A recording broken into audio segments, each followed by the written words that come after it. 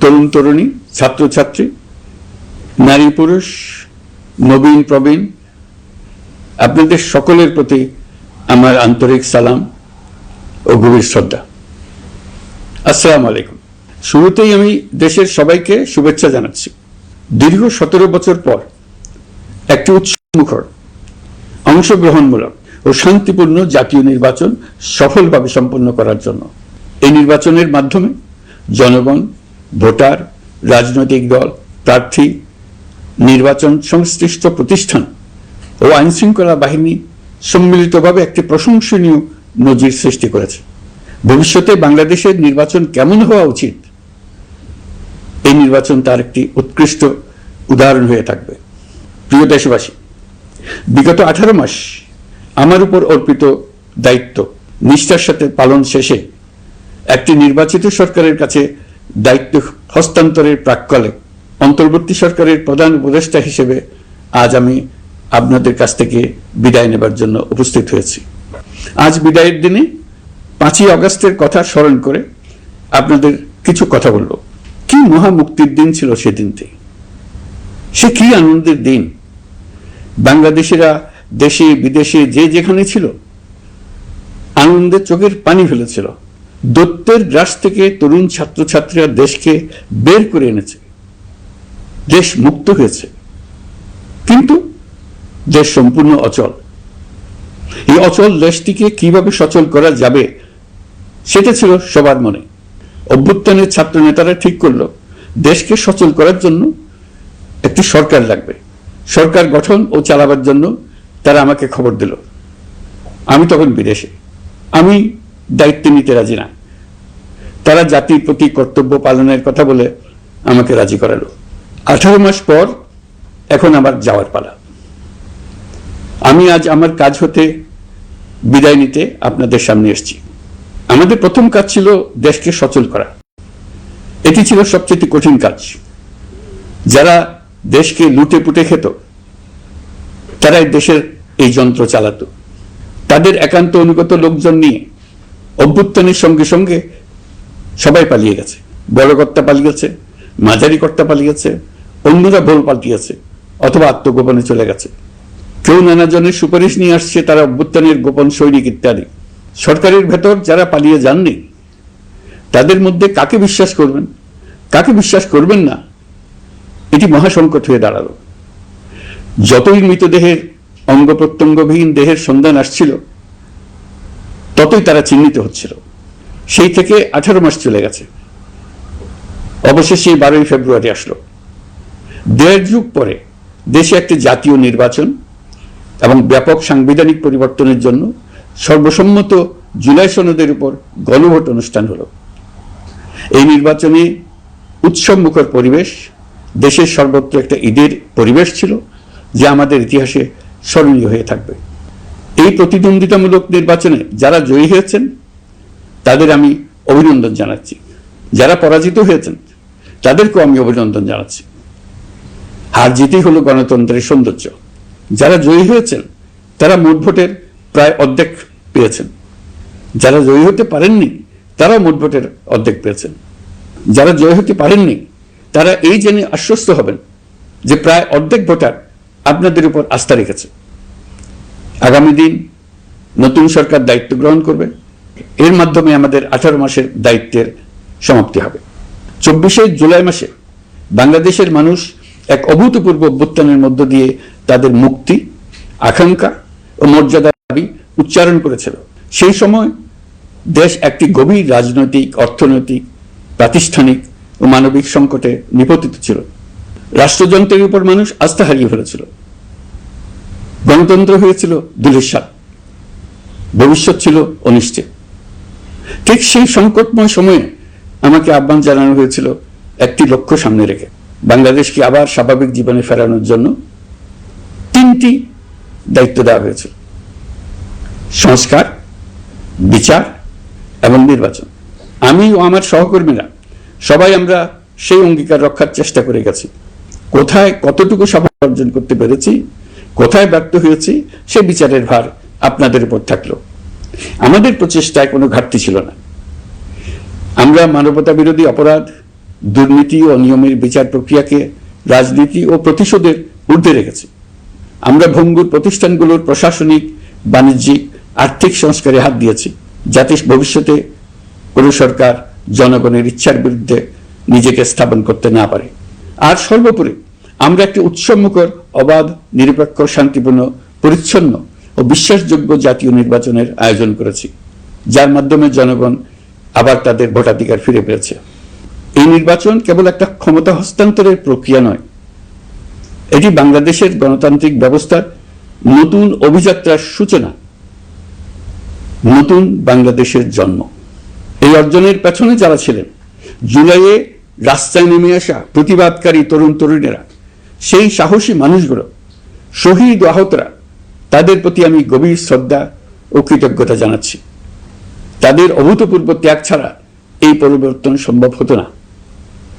এই প্রক্রিয়া সফল করতে দেশের আবালবৃদ্ধ বনিতা সকলেই সহযোগিতা করেছেন। প্রাতিষ্ঠানিক দিক থেকে দেশের রাজনৈতিক দলসমূহ, নির্বাচন কমিশন, সকল আইনশৃঙ্খলা বাহিনী, সশস্ত্র বাহিনী, সরকারি কর্মকর্তা কর্মচারী ও প্রশাসনের প্রতিটি স্তরের সদস্যরা আন্তরিক সহযোগিতা করেছেন। আপনাদের প্রতি আমার আন্তরিক কৃতজ্ঞতা রইল। আপনাদের ধৈর্য, পেশাদারিত্ব ও আস্থার উপর ভর করেই এই পথ চলা সম্ভব হয়েছে। প্রিয় দেশবাসী, 24-এর গণঅভ্যুত্থানের সময় দেয়ালে দেয়ালে তরুণরা যে নতুন বাংলাদেশের স্বপ্ন এঁকেছিল, তার কেন্দ্র ছিল প্রাতিষ্ঠানিক সংস্কার। সেই প্রত্যাশা বাস্তবায়নে অন্তর্বর্তী সরকার প্রায় 130টি নতুন আইন ও সংশোধনী প্রণয়ন করেছে এবং প্রায় 600টি নির্বাহী আদেশ জারি করেছে, যার প্রায় 84% ইতিমধ্যে বাস্তবায়িত হয়েছে। এই সংস্কার সমূহ নাগরিক অধিকারকে সংহত করেছে, বিচার ব্যবস্থাকে শক্তিশালী করেছে এবং গুম, খুন ও বিচার বহির্ভূত হত্যার সংস্কৃতি যেন আর কখনো ফিরে না আসে সেটা নিশ্চিত করেছে। আমরা দায়িত্ব গ্রহণের সময় দেশের আইন শৃঙ্খলা পরিস্থিতি ছিল অত্যন্ত ভঙ্গুর। থানাগুলো ছিল পুলিশ শূন্য, জনগণের মধ্যে আস্থার বদলে ভয় ও শঙ্কা তৈরি হয়েছিল। ধাপে ধাপে আমরা সেই অবস্থার পরিবর্তন ঘটিয়েছি। আজ পুলিশ আর মারণাস্ত্র ব্যবহার করে না, বেআইনিভাবে কাউকে তুলে নিয়ে যায় না, বন্দুক যুদ্ধের নামে হত্যা করে না, পুলিশ ও গোয়েন্দা বাহিনীর ভয়ে কাউকে ডিলিট বাটন চাপতে হয় না। জনবান্ধব ও জবাবদিহিমূলক বাহিনী হিসেবে গড়ে তোলার লক্ষ্যে পুলিশ কমিশন অধ্যাদেশ 2025 প্রণয়ন করা হয়েছে। বিচার বিভাগকে স্বাধীন ও শক্তিশালী করতে পৃথক সচিবালয় গঠন, বিচারক নিয়োগের স্বচ্ছ কাঠামো এবং দেওয়ানি ও ফৌজদারি আইনে যুগান্তকারী সংস্কার করা হয়েছে। সেপারেশন অব জুডিশিয়ারির জন্য মাজদার হোসেন মামলার রায় আমরা বাস্তবায়ন করে গেলাম। গুমকে মানবতার বিরুদ্ধে অপরাধ হিসেবে স্বীকৃতি দিয়ে আন্তর্জাতিক অপরাধ ট্রাইব্যুনাল আইন সংশোধন করা হয়েছে। বিচার প্রক্রিয়াকে স্বচ্ছ করতে রায় সরাসরি সম্প্রচারের সুযোগ, বিদেশি আইনজীবী নিয়োগ এবং অন্তর্বর্তী আপিলের বিধান যুক্ত করা হয়েছে। বাংলাদেশ যেন আর কখনো মানবাধিকারহীন রাষ্ট্রে পরিণত না হয় সেই লক্ষ্যে জাতীয় মানবাধিকার কমিশন অধ্যাদেশ জারি করা হয়েছে এবং কমিশন গঠন করা হয়েছে। প্রিয় দেশবাসী, একটি সমাজ তখনই উন্নত হয় যখন তার নারীরা নিরাপদ, সম্মানিত ও সমান অধিকারপ্রাপ্ত। উন্নয়ন তখনই টেকসই হয় যখন নারীরা সিদ্ধান্ত গ্রহণে, অর্থনীতিতে, শিক্ষায় ও নেতৃত্বে সমানভাবে অংশ নিতে পারেন। যে নতুন বাংলাদেশের স্বপ্ন আমরা দেখছি, নারীদের অগ্রযাত্রা ছাড়া তা গড়ে তোলা সম্ভব নয়। নারী ও শিশু সুরক্ষায় যৌন হয়রানি প্রতিরোধ অধ্যাদেশ, পারিবারিক সহিংসতা প্রতিরোধের অধ্যাদেশ এবং নারী ও শিশু নির্যাতন দমন আইন সংশোধন করা হয়েছে। নতুন এসব আইনের মাধ্যমে কর্মক্ষেত্রে ও শিক্ষা প্রতিষ্ঠানে নারীদের হয়রানি প্রতিরোধ ও সুরক্ষা নিশ্চিত করার পথ সুগম করা হয়েছে। প্রিয় দেশবাসী, অভ্যুত্থান পরবর্তী এক উত্তাল সময়ে দেশকে ধীরে ধীরে স্বাভাবিক ধারায় ফিরিয়ে আনতে আমাদের সশস্ত্র বাহিনীর সৈন্যরা যে ধৈর্য, পেশাদারিত্ব ও দায়িত্ববোধের পরিচয় দিয়েছে, তার জন্য দেশবাসীর পক্ষ থেকে আমি তাদের প্রত্যেককে আন্তরিক ধন্যবাদ জানাচ্ছি। একই সঙ্গে বিশেষভাবে উল্লেখ করতে চাই, যখনই কোনো সংকটময় পরিস্থিতির উদ্ভব হয়েছে, তখনই দেশের রাজনৈতিক নেতৃত্ব আমাদের আহ্বানে তাৎক্ষণিকভাবে সাড়া দিয়েছেন এবং সহযোগিতার হাত বাড়িয়ে দিয়েছেন। এই পারস্পরিক দায়িত্ববোধ ও সংযমই দেশকে অস্থিরতার পথ থেকে স্থিতিশীলতার দিকে এগিয়ে নিতে সহায়ক হয়েছে। স্বৈরাচারের 16 বছরে এদেশের রাজনৈতিক নেতাকর্মীরা যে ভয়াবহ নিপীড়ন, মামলা হামলা, গুম ও হত্যার শিকার হয়েছেন তা আমাদের জাতির জন্য এক গভীর বেদনাদায়ক শিক্ষা। এই অভিজ্ঞতা আমাদের স্মরণ করিয়ে দেয় যাতে ভবিষ্যতে আর কখনো কোনো জালেম মাথাচাড়া দিয়ে উঠতে না পারে, যেন আর কখনো ফেসিবাদ প্রতিষ্ঠিত না হয়, শত শত আইনাঘর সৃষ্টি না হয়, বিচার বহির্ভূত হত্যা ফিরে না আসে। সেই জন্য কেবল রাজনৈতিক অঙ্গীকারই যথেষ্ট নয়, প্রয়োজন ন্যায় বিচার নিশ্চিত করার লক্ষ্যে বিচার ব্যবস্থা ও রাষ্ট্রীয় কাঠামোর মৌলিক ও গভীর সংস্কার। এই উপলব্ধি থেকেই অন্তর্বর্তী সরকার তার সংস্কার কর্মসূচিকে সর্বোচ্চ অগ্রাধিকার দিয়েছে। প্রিয় দেশবাসী, ফ্যাসিস্ট সরকারের 16 বছরের নিপীড়ন ও জুলাইয়ের রক্তাক্ত স্মৃতি এখনো আমাদের মাঝে তাজা হয়ে আছে।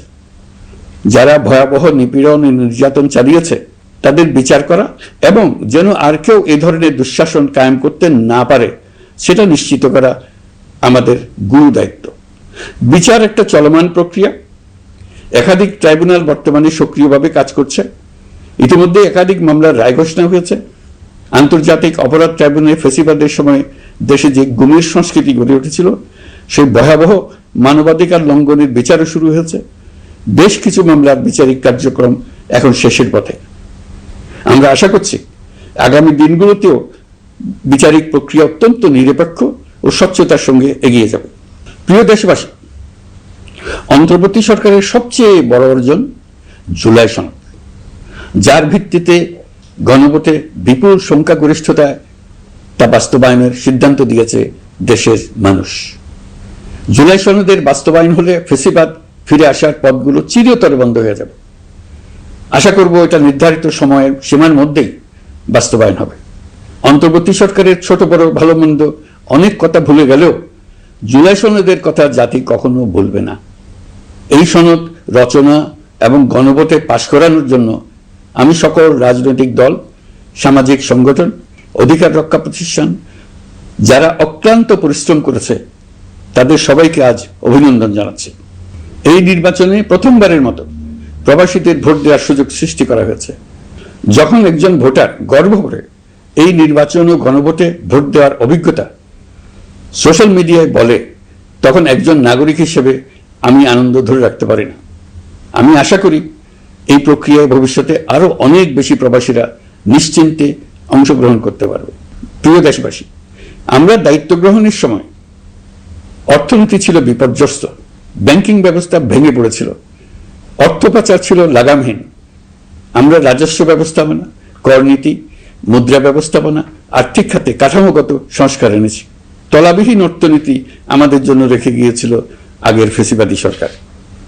কেন্দ্রীয় ব্যাংক বাণিজ্য ব্যাংককে ফতুর করে দিয়ে গেছে, $234 বিলিয়ন পাচার করে নিয়ে গেছে, বিশাল ঋণের বোঝা রেখে গেছে। এইসব আমাদের জানা কথা। আমরা যারা এই অর্থনীতি আবার চালু করার দায়িত্ব পেয়েছিলাম তারা দিশা খুঁজে পাচ্ছিলাম না। এখন যাবার সময় স্বস্তি পাচ্ছি যে আমরা অবস্থার মোকাবেলা করতে পেরেছি এবং নতুন অর্থনীতির বুনিয়াদ রচনা করে রেখে যেতে পারছি।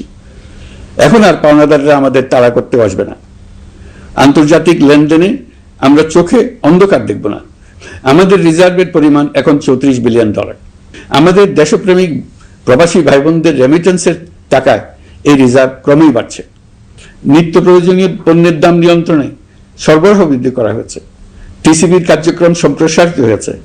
বাজার তদারকি ও মজুতদারির বিরুদ্ধে কঠোর ব্যবস্থা নেওয়া হয়েছে। এর ফলে খাদ্য মূল্যস্ফীতি উল্লেখযোগ্যভাবে কমেছে। শ্রমিক অধিকারকে মানবাধিকারের অংশ হিসেবে বিবেচনা করে আন্তর্জাতিক শ্রম সংস্থার গুরুত্বপূর্ণ কনভেনশন সমূহ অনুসমর্থন করা হয়েছে, যা কর্মক্ষেত্রে শ্রমিকের নিরাপত্তা ও মর্যাদা নিশ্চিত করবে। যুগান্তকারী নতুন শ্রম আইন প্রণয়ন করা হয়েছে। প্রবাসীরা আমাদের অর্থনীতির প্রাণশক্তি। তাদের সুরক্ষা ও কল্যাণে আইন সংশোধন, বিদেশে আইনি সহায়তা, নতুন শ্রম চুক্তি এবং দক্ষতা উন্নয়ন প্রকল্প গ্রহণ করা হয়েছে। বন্দর ব্যবস্থাপনা ও বিনিয়োগ কাঠামোতে আমূল সংস্কারের মাধ্যমে ইউরোপীয় সর্ববৃহৎ বিনিয়োগ সহ একাধিক কৌশলগত প্রকল্প এগিয়েছে। ব্লু ইকোনমির সম্ভাবনা কাজে লাগাতে গভীর সমুদ্র বন্দর, মৎস্য ও আধুনিক টাউনশিপ উন্নয়নে নতুন কর্তৃপক্ষ গঠন করা হয়েছে। প্রিয় দেশবাসী, পররাষ্ট্রনীতিতে বাংলাদেশের সার্বভৌমত্ব, জাতীয় স্বার্থ ও দেশের মর্যাদা, এই তিনটি মূল ভিত্তি আমরা দৃঢ়ভাবে পুনরুদ্ধার করতে সক্ষম হয়েছি। নতজানু পররাষ্ট্রনীতি কিংবা অপর দেশের নির্দেশনা ও পরামর্শ নির্ভর বাংলাদেশ এখন আর নয়। আজকের বাংলাদেশ নিজের স্বাধীন স্বার্থ রক্ষায় আত্মবিশ্বাসী, সক্রিয় ও দায়িত্বশীল। বিশ্বের সকল দেশের সঙ্গে পারস্পরিক সম্মান ও স্বার্থের ভিত্তিতে সম্পর্ক গড়ে তুলতে আমরা প্রতিশ্রুতিবদ্ধ। একই সঙ্গে ভারসাম্য বজায় রেখে ভবিষ্যতের জন্য প্রয়োজনীয় কৌশলগত সিদ্ধান্ত নিতে সক্ষম এমন একটি রাষ্ট্র হিসেবে বাংলাদেশ আজ নিজেকে প্রতিষ্ঠিত করেছে। রোহিঙ্গা সংকট আমাদের জাতীয় নিরাপত্তা, আঞ্চলিক স্থিতিশীলতা ও অর্থনীতির উপর একটা গুরুতর দীর্ঘস্থায়ী চাপ সৃষ্টি করে রেখেছে। দুঃখজনকভাবে দীর্ঘ সময় ধরে এই সংকট নিরসনে কোনো কার্যকর সমন্বিত আন্তর্জাতিক উদ্যোগ দৃশ্যমান ছিল না। দায়িত্বের পর আমরা আন্তর্জাতিক অঙ্গনে মৃতপ্রায় এই ইস্যুটিকে পুনরায় বিশ্ব মনোযোগের কেন্দ্রে নিয়ে আসতে সক্ষম হয়েছে। এই সংকটের গুরুত্ব অনুধাবন করে জাতিসংঘ আমাদের পাশে দাঁড়িয়েছে। জাতিসংঘের মহাসচিব নিজে বাংলাদেশ সফর করেছেন এবং সমস্যার টেকসই সমাধানে সহায়তার অঙ্গীকার ব্যক্ত করেছেন। অনুরোধে জাতিসংঘে রোহিঙ্গা বিষয়ে বিশেষ সভা অনুষ্ঠিত হয়েছে। প্রিয় দেশবাসী, দীর্ঘ ফ্যাসিবাদী শাসনামলে বাংলাদেশের সশস্ত্র বাহিনীর সক্ষমতা ও আধুনিকীকরণের বিষয়টি পরিকল্পিতভাবে উপেক্ষিত ছিল।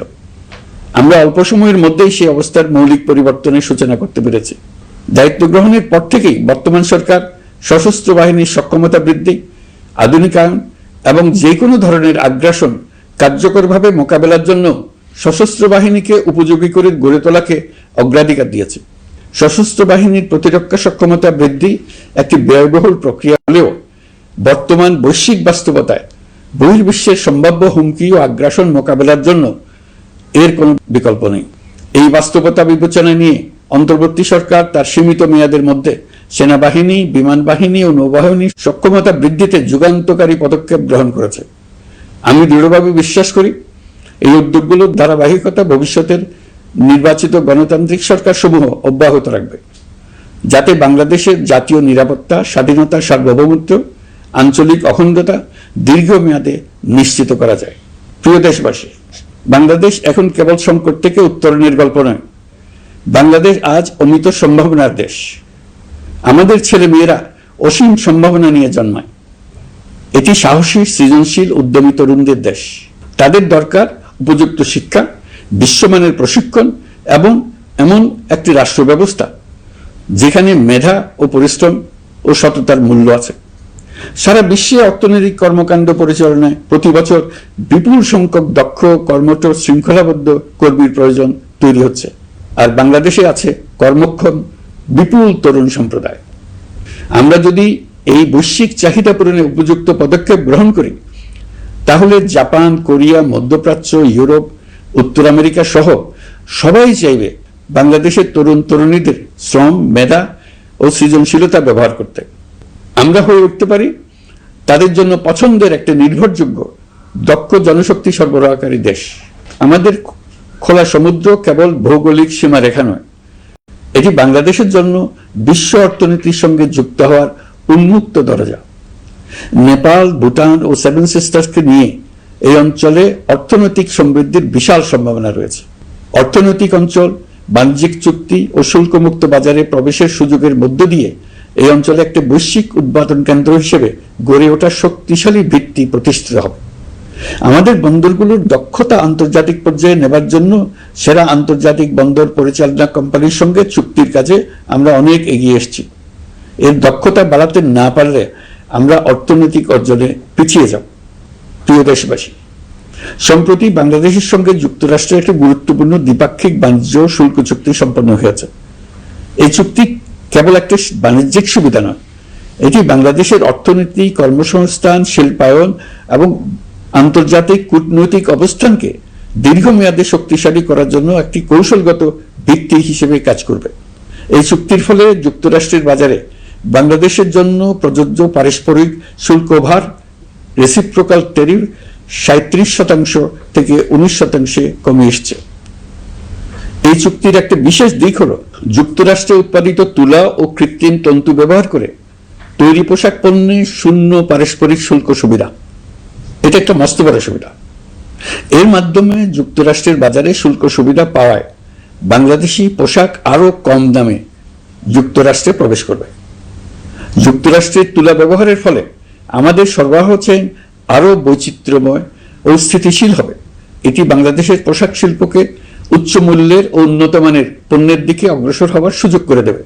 প্রিয় দেশবাসী, বাংলাদেশের অর্থনৈতিক ভবিষ্যৎ টেকসই, বৈচিত্র্যময় ও প্রযুক্তি নির্ভর করার লক্ষ্যে জাপানের সঙ্গে সম্পাদিত অর্থনৈতিক অংশীদারিত্ব চুক্তি একটি ঐতিহাসিক ও কৌশলগত অগ্রগতি।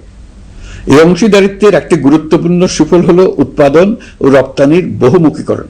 জাপানের সঙ্গে সহযোগিতার ফলে অটোমোবাইল যন্ত্রাংশ, ইলেকট্রনিক্স, রেলওয়ে সরঞ্জাম, গ্রিন টেকনোলজি এবং উচ্চ মূল্যের শিল্প বাংলাদেশ ধাপে ধাপে যুক্ত হতে পারবে। এতে আমাদের ঝুঁকি কমবে এবং বৈশ্বিক বাজারে বাংলাদেশের অবস্থান আরো শক্তিশালী হবে। পৃথিবীর শিল্পোন্নত দেশগুলো আমাদের দেশে বিনিয়োগ করবে শুধু জাপানি শুল্কমুক্ত রপ্তানির সুবিধা গ্রহণ করার জন্য। প্রিয় দেশবাসী, আমরা চীনের সাথে আমাদের উন্নয়ন সহযোগিতা গভীরতর করেছে। গত বছর মার্চে বেজিংয়ে চীনের প্রেসিডেন্ট শি জিনপিং এর সাথে বৈঠকে আমরা দুদেশের মধ্যকার কৌশলগত অংশীদারিত্বকে নতুন পর্যায়ে উন্নীত করার প্রত্যয় ব্যক্ত করেছে। ইতিমধ্যে তিস্তা নদীর সামগ্রিক ব্যবস্থাপনা ও পুনর্বাসন প্রকল্পের বিষয়ে উল্লেখযোগ্য অগ্রগতি হয়েছে। নীলফামারীতে 1000 শয্যার একটি আন্তর্জাতিক মানের হাসপাতাল তৈরিতে দুদেশ একমত হয়েছে। এই কাজটি আমরা এগিয়ে নিতে পেরেছি। আমরা এমন একটি বাংলাদেশ গড়ে তুলতে চাই যে বাংলাদেশ শুধু স্বল্প মূল্যের শ্রমনির্ভর অর্থনীতি নয়, বরং দক্ষতা ও প্রযুক্তি ও মূল্য সংযোজন ভিত্তিক অর্থনীতিতে রূপান্তরিত হবে। তবে আমি স্পষ্টভাবে বলতে চাই, এই সম্ভাবনা বাস্তবে রূপান্তরিত হলে 3টি বিষয়ের কোনো বিকল্প নেই: শিক্ষা, প্রশিক্ষণ এবং সততা। অতীতে রাষ্ট্রীয় ব্যবস্থাপনায় সীমাহীন দুর্নীতি, অসততা, অনিয়ম ও জালিয়াতিকে উৎসাহিত করা হয়েছিল। সেই সংস্কৃতি আমাদের পেছনে টেনে রেখেছিল, আমাদের বিশ্বাসযোগ্যতা ক্ষুণ্ণ করেছিল। নতুন বাংলাদেশকে সেই পথ থেকে সরে আসতে হবে। আমাদেরকে প্রতিজ্ঞাবদ্ধ হতে হবে নিয়ম মানায়, প্রতিশ্রুতি রক্ষা, মান বজায় রাখা, রাষ্ট্রের প্রতিটি স্তরকে দুর্নীতিমুক্ত করায়, স্বচ্ছতা ও দায়বদ্ধতা নিশ্চিত করা। প্রিয় দেশবাসী, আমরা শূন্য থেকে শুরু করিনি, শুরু করেছি মাইনাস থেকে। ধ্বংসস্তূপ পরিষ্কার করে প্রতিষ্ঠান দাঁড় করিয়ে তারপরে সংস্কারের পথ ধরেছে। আজ অন্তর্বর্তী সরকার বিদায় দিচ্ছে, কিন্তু গণতন্ত্র, জবাবদিহিতা, বাক স্বাধীনতা, অধিকার চর্চার যে ধারা শুরু হয়েছে তা যেন কখনো থেমে না যায়। আমরা রাষ্ট্রীয় দায়িত্ব ছেড়ে গেলেও নতুন বাংলাদেশ গড়ার সার্বিক দায়িত্ব আমার, আপনার, আমাদের সবার। আমাদের সকলের দায়িত্ব দেশকে সত্যিকারের গণতন্ত্র হিসেবে পরিস্ফুটিত করা। জুলাই গণঅভ্যুত্থান আমাদের জন্য এই দরজা খুলে দিয়েছে। আমরা যদি স্বপ্ন, আকাঙ্ক্ষা ও শক্তিকে বাঁচিয়ে রাখতে পারি, তবে বাংলাদেশের অগ্রযাত্রা কেউ থামাতে পারবে না। গণঅভ্যুত্থানে যারা প্রাণ দিয়েছে, শরীরের অঙ্গ হারিয়ে দুঃসহ যাপন করছে, যাদের লাশ পুড়িয়ে ফেলা হয়েছে, যাদের লাশ এখনো খুঁজে পাওয়া যাচ্ছে না, যারা অল্পের জন্য বেঁচে গেছে, তাদের সকলের আত্মত্যাগকে এই জাতি যেন কোনোদিন ভুলে না যায়। প্রতিটি রাষ্ট্রীয় সিদ্ধান্ত গ্রহণে আমরা যেন তাদের ছবি মনে রেখে সিদ্ধান্ত নিই। আমাদের পরবর্তী প্রজন্মকে ক্ষমতাবানদের কিভাবে নিয়ন্ত্রণে রাখতে হয় সেই শিক্ষাটি যেন দিয়ে যেতে পারে।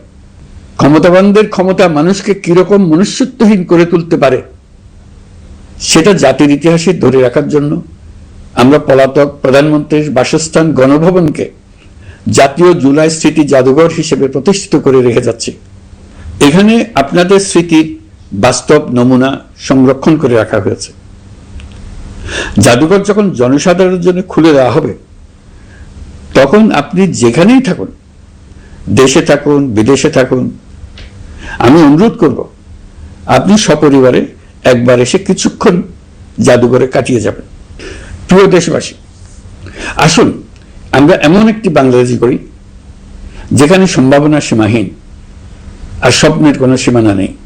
গত 18 মাসে ক্রমান্বয়ে এদেশের মানুষের মধ্যে গণতন্ত্র, একটি কল্যাণমূলক শাসন ব্যবস্থা, বাক স্বাধীনতা, ক্ষমতাকে প্রশ্ন করতে পারা, সমালোচনা করতে পারা, জবাবদিহিতায় আনতে পারার যে চর্চা শুরু হলো, উৎসবমুখর পরিবেশে নির্বাচন আয়োজন করে জনগণের অধিকার নিশ্চিত হলো, এই ধারা যেন কোনো রকমেই হাতছাড়া হয়ে না যায়।